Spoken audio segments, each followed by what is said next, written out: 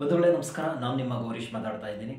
ಇಂದಿನಂತೆ ತಮಗೆ ಈ ಒಂದು ವಿಡಿಯೋಗೆ ಆತ್ಮೀಯವಾದ ಸ್ವಾಗತವನ್ನು ಕೋರ್ತಾ ಇದ್ದೀನಿ. ಇವತ್ತು ನಾನು ಒಂದು ವಿಚಾರದ ಬಗ್ಗೆ ಬಹಳ ಸ್ಪಷ್ಟವಾಗಿ ಮಾತಾಡಬೇಕಂತ ಈ ಒಂದು ವಿಡಿಯೋನ ಮಾಡ್ತಾ ಇರ್ತಕ್ಕಂಥದ್ದು. ಸ್ನೇಹಿತರೆ, ಇವತ್ತು ಸಾಕಷ್ಟು ಜನ ಯೂಟ್ಯೂಬರ್ಸು ವಿಡಿಯೋಸ್ನ ಅಪ್ಲೋಡ್ ಮಾಡ್ತಾ ಇರ್ತಕ್ಕಂಥದ್ದು ತಮಗೆಲ್ಲರಿಗೂ ಗೊತ್ತಿರ್ತಕ್ಕಂಥ ವಿಚಾರ. ಇವತ್ತಿನ ಒಂದು ಸೋಷಿಯಲ್ ಮೀಡಿಯಾ ಒಂದು ಜಗತ್ತಿನಲ್ಲಿ ಏನಾಗ್ತಾ ಇದೆ ಅಂದರೆ, ಪ್ರತಿನಿತ್ಯ ಒಳ್ಳೊಳ್ಳೆಯ ಒಂದು ವಿಚಾರಗಳು ಬರ್ತಾ ಇದೆ. ಇನ್ನು ಕೆಲವು ಕಡೆ ಒಂದಷ್ಟು ಉಪಯುಕ್ತ ಇಲ್ಲದೇ ಇರ್ತಕ್ಕಂಥ ವೀಡಿಯೋಸ್ನು ಸಹ ಬರ್ತಾ ಇರುತ್ತೆ. ಸೊ ಸಾಕಷ್ಟು ಜನ ನೋಡಿರ್ಬೋದು ನೀವು, ಒಂದಷ್ಟು ವಿಚಾರಗಳನ್ನು ಇಟ್ಕೊಂಡು ವೀಡಿಯೋಸ್ನ ಮಾಡ್ತಾರೆ, ಇನ್ನೊಂದಷ್ಟು ಜನ ಒಳ್ಳೊಳ್ಳೆ ಕಂಟೆಂಟ್ನ ಇಟ್ಕೊಂಡು ವೀಡಿಯೋಸ್ನ ಮಾಡ್ತಾರೆ, ಇನ್ನೊಂದಷ್ಟು ಜನ ಕೇವಲ ಒಂದು ಕಾಲ್ಪನಿಕ ಕಥೆಗಳನ್ನು ಇಟ್ಕೊಂಡು ಆ ಒಂದು ವೀಡಿಯೋಸ್ನ ಮಾಡ್ತಾರೆ, ಇನ್ನೊಂದಷ್ಟು ಜನ ನೋಡ್ಬೋದು ನೀವು ಯಾವ ರೀತಿ ಒಂದು ವೀಡಿಯೋಸ್ನ ಅಪ್ಲೋಡ್ ಮಾಡ್ತಾರೆ ಅಂತ. ಸೊ ಇಲ್ಲಿ ಎಲ್ಲವನ್ನ ವಿಮರ್ಶೆ ಮಾಡಲಿಕ್ಕೆ ನಾವು ಆಗಲ್ಲ. ಸೊ ಹಾಗಾದರೆ ಯಾಕೆ ಕೆಲವೊಂದಿಷ್ಟು ವಿಚಾರಗಳು ಅಂತ ಬಂದಾಗ ಅವುಗಳಿಗೆ ಒಂದು ಸ್ಪಷ್ಟತೆ ಮತ್ತು ಅವುಗಳಿಗೆ ಒಂದು ನಿಖರತೆ ಒಂದೊಂದು ಸಿಗ್ತಾ ಇಲ್ಲ ಅನ್ನೋದನ್ನ ನಾವು ವಿಡಿಯೋ ಮುಖಾಂತರ ತಿಳಿಸ್ಕೊಡ್ಬೇಕಂತ ಒಂದು ಪ್ರಯತ್ನವನ್ನು ಮಾಡ್ತಾ ಇದ್ದೀನಿ. ಇವತ್ತು ಭಾಳಷ್ಟು ಜನ ನಿಮಗೆ ಗೊತ್ತಿರ್ಬೋದು, ಸಾಕಷ್ಟು ವೀಡಿಯೋಸ್ಗೆ ನೀವು ರೆಸ್ಪಾಂಡ್ ಮಾಡ್ತೀರಾ, ಓಕೆ, ಅದು ಒಳ್ಳೆಯದಾಗಲಿ. ಆದರೆ ಒಂದು ಕೃಷಿ ಅಂತ ಬಂದಾಗ ಯಾಕೆ ಒಂದು ನೆಗ್ಲಿಜೆನ್ಸಿ ಇರ್ತಕ್ಕಂಥದ್ದು, ಅಥವಾ ಕೃಷಿಯ ಒಂದು ಬದುಕು ಅಂತ ಬಂದಾಗ ಕೃಷಿಗೆ ಸಂಬಂಧಪಟ್ಟಂಥ ಒಂದು ವಿಚಾರಗಳನ್ನು ತಿಳಿಸ್ಕೊಟ್ಟಾಗ ಕೆಲವೊಂದಷ್ಟು ಒಂದು ಪಾಸಿಟಿವ್ ರೆಸ್ಪಾನ್ಸ್ ಅನ್ನೋದು ಬಹಳ ಕಡಿಮೆ ಆಗ್ತಾ ಇದೆ. ಯಾಕೆ ಅನ್ನೋದು ನನಗೆ ಅರ್ಥ ಆಗ್ತಾ ಇಲ್ಲ. ಸೊ ನನ್ನ ಚಾನಲ್ ಅಂತಲ್ಲ, ಸೊ ಸಾಕಷ್ಟು ಜನ ಒಂದು ವೀಡಿಯೋಸ್ನ ನಾನು ನೋಡ್ತಾ ಇದ್ದೀನಿ. ಕೃಷಿ ಅಂತ ಬಂದಾಗ ಇಲ್ಲೋ ಒಂದು ಕಡೆ ಒಂದು ಸೊ ಇವತ್ತಿನ ಸೊಸೈಟಿನೇ ಆ ಥರ ಥಿಂಕ್ ಮಾಡ್ತಾ ಇದೆ. ಸೊ ನಾವು ಅದೇ ಥರ ಥಿಂಕ್ ಮಾಡಿದ್ರೆ ನಮ್ಮ ಒಂದು ಯುವ ರೈತಾಪಿ ವರ್ಗವನ್ನು ಕಾಪಾಡ್ತಕ್ಕಂಥದ್ದು ಯಾರು, ಅವರನ್ನು ಬೆಂಬಲ ಕೊಡ್ತಕ್ಕಂಥದ್ದು ಯಾರೋ ಒಂದು ಕಷ್ಟಪಟ್ಟು ಏನೋ ಒಂದು ಅಗ್ರಿಕಲ್ಚರ್ ಸಂಬಂಧಪಟ್ಟದ್ದು ವೀಡಿಯೋಸ್ನ ಅಪ್ಲೋಡ್ ಮಾಡಿರ್ತಿದ್ದಾರೆ. ಸೊ ಅಂಥ ಒಂದು ವೀಡಿಯೋಸ್ಗೆ ನಾವು ಲೈಕ್ ಕೊಡದೆ ಸಪೋರ್ಟ್ ಮಾಡದೇ ಇದ್ರೆ, ನಮ್ಮಲ್ಲಿರ್ತಕ್ಕಂಥವ್ರನ್ನ ನಾವೇ ಬೆಳೆಸಿಲ್ಲ ಅಂದರೆ ಬೇರೆ ಯಾರು ಬೆಳೆಸ್ತಾರೆ, ಮತ್ತೆ ಯಾರು ಬೆಳೆಸ್ತಾರೆ? ಯಾಕೆ ಈ ಥರ ಆಗ್ತಾ ಇದೆ ಅಂತ ಇನ್ಕ್ಲೂಡಿಂಗ್ ನನ್ನ ಒಂದು ವೀಡಿಯೋಸ್ನು ನಾನು ನೋಡಿದೆ. ಸೊ ವ್ಯೂಸ್ ತುಂಬ ಕಡಿಮೆ ಬರ್ತಾ ಇದೆ. ಸೊ ಒಂದು ಅಗ್ರಿಕಲ್ಚರ್ ಅಂತ ಒಂದು ಫೀಲ್ಡ್ ಅಂತ ಬಂದಾಗ ಇವತ್ತು ಒಂದು ನಿರ್ದಿಷ್ಟವಾದ ಒಂದು ಬೆಲೆ ಸಿಗದೇ ಇರತಕ್ಕಂಥದ್ದು ಇರ್ಬೋದು. ಇವತ್ತು ಸೊಸೈಟಿಯಲ್ಲಿ ಯಾವ ಥರ ಒಂದು ರೆಸ್ಪಾನ್ಸ್ ಸಿಗ್ತಾ ಇದೆ ಅನ್ನೋದು ನಮಗೆಲ್ಲರಿಗೂ ಒಂದು ಗೊತ್ತಿರ್ತಕ್ಕಂಥ ವಿಚಾರ. ಯಾಕೆಂದರೆ ಇವತ್ತು ಅಗ್ರಿಕಲ್ಚರ್ ಅಂದರೆ ಅದನ್ನು ಒಂದು ಕೀಳು ಮಟ್ಟದಲ್ಲಿ ನೋಡ್ತಾ ಇರ್ತಕ್ಕಂಥ ಬಹಳಷ್ಟು ಜನ ಇದ್ದಾರೆ. ನಿಜಕ್ಕೂ ಬೇಸರ ಆಗುತ್ತೆ. ಯಾಕಂದರೆ ಇಂಥ ಒಂದು ನನಗೆ ಈ ಥರ ಹೇಳಲಿಕ್ಕೆ ಆಗಲ್ಲ, ಯಾಕಂದರೆ ಬೇಸರ ಆಗುತ್ತೆ ಪದೇ ಪದೇ ಹೇಳಲಿಕ್ಕೆ. ಇವತ್ತು ಸಾಕಷ್ಟು ಜನ ಒಂದು ವೀಡಿಯೋಸ್ನ ನಾನು ನೋಡಿದೆ. ಆ ಒಂದು ವೀಡಿಯೋಸ್ಗಳಲ್ಲಿ ಕೃಷಿಗೆ ಸಂಬಂಧಪಟ್ಟಂಥ ಒಂದಷ್ಟು ವಿಚಾರಗಳನ್ನು, ಸೂಕ್ಷ್ಮತೆ ಇರ್ತಕ್ಕಂಥ ಒಂದು ಟೆಕ್ನಾಲಜಿ ಇರ್ತಕ್ಕಂಥ ಇರ್ಬೋದು, ಅದರಲ್ಲೂ ಒಂದು ಬ್ಯಾಡ್ ಕಾಮೆಂಟ್ಸ್ ಅನ್ನೋದು ಬರುತ್ತೆ. ಸೊ ಅವಶ್ಯಕತೆ ಇಲ್ಲದೇ ಇದ್ರೂ ಬ್ಯಾಡ್ ಕಾಮೆಂಟ್ಸ್ ಬರುತ್ತೆ. ಸೊ ಬ್ಯಾಡ್ ಕಾಮೆಂಟ್ಸ್ ಹಾಕೋದು ತಪ್ಪು ಅಂತ ನಾನು ಹೇಳ್ತಾ ಇಲ್ಲ.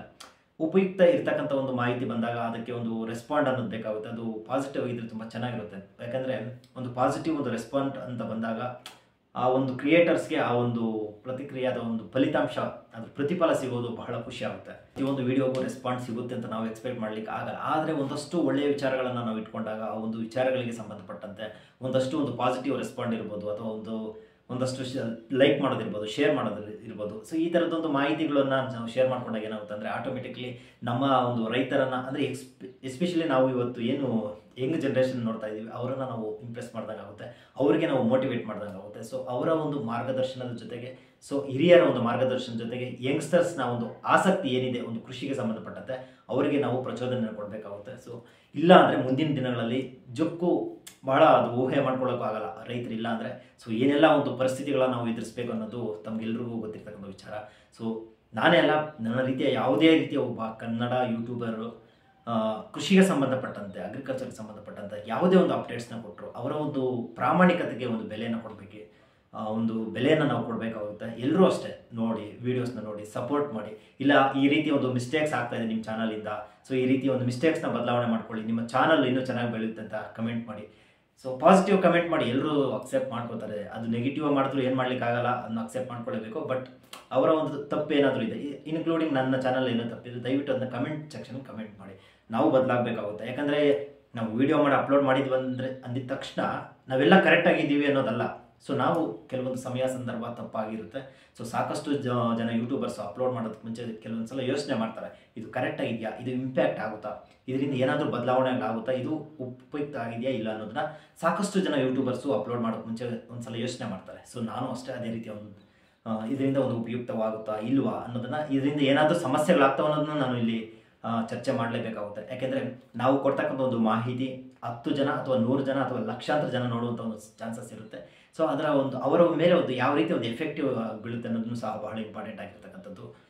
ಇನ್ನು ನನ್ನ ವಿಚಾರಕ್ಕೆ ಬರೋದಾದರೆ 2020 ಅನ್ಕೋತೀನಿ, ಮೇ ತಿಂಗಳಲ್ಲಿ ನಾನು ಯೂಟ್ಯೂಬ್ ಚಾನಲ್ ಕ್ರಿಯೇಟ್ ಮಾಡ್ಕೊಂಡಿದ್ದು. ಬಟ್ ನನಗೆ ವೀಡಿಯೋಸ್ ಅಪ್ಲೋಡ್ ಮಾಡೋ ಒಂದು ವಿಧಾನ ಇರ್ಬೋದು, ಅಥವಾ ವೀಡಿಯೋಸ್ ಏನಕ್ಕೆ ಅಪ್ಲೋಡ್ ಮಾಡಬೇಕನ್ನೋ ಒಂದು ಐಡಿಯಾನೇ ನನಗಿರಲಿಲ್ಲ. ಸೊ ಇತ್ತೀಚೆಗೆ ಅಂದರೆ 1 ವರ್ಷದ ನಂತರ ನಾನು 1 ವರ್ಷಕ್ಕೆ ಮುಂಚೆ ವೀಡಿಯೋಸ್ನ ಅಪ್ಲೋಡ್ ಮಾಡೋಕ್ಕೆ ಸ್ಟಾರ್ಟ್ ಮಾಡಿದ್ದು. ಸೊ ಈಗ ಹತ್ತಿರ 500 ಸಮೀಪ ಬರ್ತಾ ಇದೆ. ಸೊ ಸಬ್ಸ್ಕ್ರೈಬರ್ಸ್ ಸಂಖ್ಯೆ ತೀರಾ ಕಡಿಮೆ ಇದೆ. ಸೊ ಇಂಪ್ರೆಷನ್ಸ್ ಆಗಿರ್ಬೋದು ಅಥವಾ ರೀಚ್ ಆಗಿರ್ತಕ್ಕಂಥದ್ದು ಬಹಳಷ್ಟು ಜನ ರೀಚ್ ಆಗಿದೆ. ಹತ್ತತ್ರ 14 ಲಕ್ಷ ಒಂದು ಇಂಪ್ರೆಷನ್ಸ್ ಬಂದಿರತಕ್ಕಂಥದ್ದು. ಸೊ ಎಲ್ಲೋ ಒಂದು ಕಡೆ ಖುಷಿ ಇದೆ. ಆದರೆ ನಾನು ಏನು ಮಾಡಿದ್ದೀನಿ ಮಿಸ್ಟೇಕ್ಸ್ ಅನ್ನೋದು ನನಗೆ ಈಗ ರಿಯಲೈಸ್ ಆಗ್ತಾ ಇರ್ತಕ್ಕಂಥದ್ದು. ಸೊ ಮಿಕ್ಸ್ಡ್ ಕಂಟೆಂಟ್ನ ಮಾಡೋದ್ರಿಂದ ವ್ಯೂಸ್ ಬರದೇ ಇರ್ತಕ್ಕಂಥದ್ದು ಸಹ ನಾನು ಮಾಡಿರ್ತಕ್ಕಂಥ ಒಂದು ಮೇಜರ್ ಮಿಸ್ಟೇಕ್ಸು. ಸೊ ಆ ಒಂದು ಕಾರಣಕ್ಕೋಸ್ಕರ ನಾನು ಇವತ್ತು ಆಯ್ಕೆ ಮಾಡ್ಕೊಂಡಿರ್ತಕ್ಕಂಥದ್ದು ಒಂದು ಅಗ್ರಿಕಲ್ಚರ್ ಫೀಲ್ಡನ್ನು. ಸೊ ಈ ಒಂದು ಅಗ್ರಿಕಲ್ಚರ್ಗೆ ಸಂಬಂಧಪಟ್ಟಂತೆ ಇವತ್ತು ಏನೆಲ್ಲ ಟ್ರೆಂಡಿಂಗ್ಸ್ ಇರ್ತಕ್ಕಂಥದ್ದು, ಹೊಸ ವಿಚಾರಗಳು, ಗೊತ್ತಿಲ್ಲದೆ ಇರ್ತಕ್ಕಂಥ ವಿಚಾರಗಳು, ಇವತ್ತು ಸಾಕಷ್ಟು ಜನರಿಗೆ ಒಂದು ಸರ್ಕಾರಿ ಅಂತ ಡಿಪಾರ್ಟ್ಮೆಂಟ್ ಅಂತ ಬಂದಾಗ ಒಂದು ರೇಷ್ಮೆ ಇರ್ಬೋದು ಅಥವಾ ಕೃಷಿ ಇರ್ಬೋದು ಅಥವಾ ತೋಟಗಾರಿಕೆ ಇರ್ಬೋದು, ಸೊ ಇಂಥ ಒಂದು ಡಿಪಾರ್ಟ್ಮೆಂಟಲ್ಲಿ ಏನೆಲ್ಲ ಸಿಗುತ್ತೆ ರೈತರಿಗೆ ಅನ್ನೋದು ಸಾಕಷ್ಟು ಜನರಿಗೆ ಇವತ್ತು ಗೊತ್ತಿರೋದಿಲ್ಲ. ಸೊ ಅವರು ಅಂಥ ಒಂದು ಯೋಜನೆಗಳಿಂದ ವಂಚಿತರಾಗಬಾರ್ದು ಅನ್ನೋ ಒಂದು ಕಾರಣಕ್ಕೋಸ್ಕರ ಇವತ್ತು ಕೃಷಿಗೆ ಸಂಬಂಧಪಟ್ಟಂಥ ಸಾಕಷ್ಟು ಮಾಹಿತಿಗಳನ್ನು ತಿಳಿಸ್ಕೊಡೋ ಒಂದು ಪ್ರಯತ್ನ ಮಾಡ್ತಾ ಇದ್ದೀನಿ. ಸೊ ಮುಂದಿನ ದಿನಗಳಲ್ಲಿ ವೀಡಿಯೋಸ್ನ ಅಂದರೆ ಯಾವ ಥರ ಅಂದರೆ ಲೈಕ್ ಇಂಟರ್ವ್ಯೂ ಮುಖಾಂತರ ಅವ್ರು ಏನಾದರೂ ಅಚೀವ್ ಮಾಡಿರ್ಬೋದು ಅಥವಾ ಏನಾದರೂ ಸಮಸ್ಯೆಗಳಾಗಿರ್ಬೋದು. ಸೊ ಅಂಥ ಒಂದು ವಿಚಾರಗಳನ್ನು ಇಟ್ಕೊಂಡು ವೀಡಿಯೋಸ್ನ ಇನ್ನಷ್ಟು ಜನರಿಗೆ ತಿಳಿಸ್ಕೊಡೋ ಒಂದು ಪ್ರಯತ್ನವನ್ನು ಖಂಡಿತವಾಗ್ಲೂ ನಾನು ಮಾಡ್ತೇನೆ.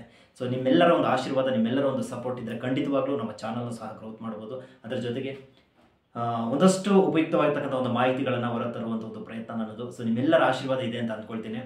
ಇದೇನಪ್ಪ ಇದು ಬರೀ ಕೃಷಿಗೆ ಸಂಬಂಧಪಟ್ಟದ್ದು ಮಾತ್ರ ನಾವು ಸಪೋರ್ಟ್ ಮಾಡಬೇಕನ್ನೋದು ನಿಮ್ಮ ಮೈಂಡ್ಸೆಟ್ಗೆ ಬರ್ಬೋದು. ಸೊ ಕೃಷಿ ಅಂತ ಬಂದಾಗ ಇವತ್ತು ಬಹಳ ಒಂದು 10 ವರ್ಷದ ಒಂದು ಉದಾಹರಣೆ ನಾವು ತೊಗೊಳ್ಳೋದಾದರೆ ಸಾಕಷ್ಟು ಜನ ಇವತ್ತು ಕೃಷಿಯಿಂದ ಹೊರಗಡೆ ಬರ್ತಾ ಇರ್ತಕ್ಕಂಥದ್ದು ಸಾಕಷ್ಟು ಉದಾಹರಣೆಗಳನ್ನು ನಾವು ನೋಡ್ಬೋದು.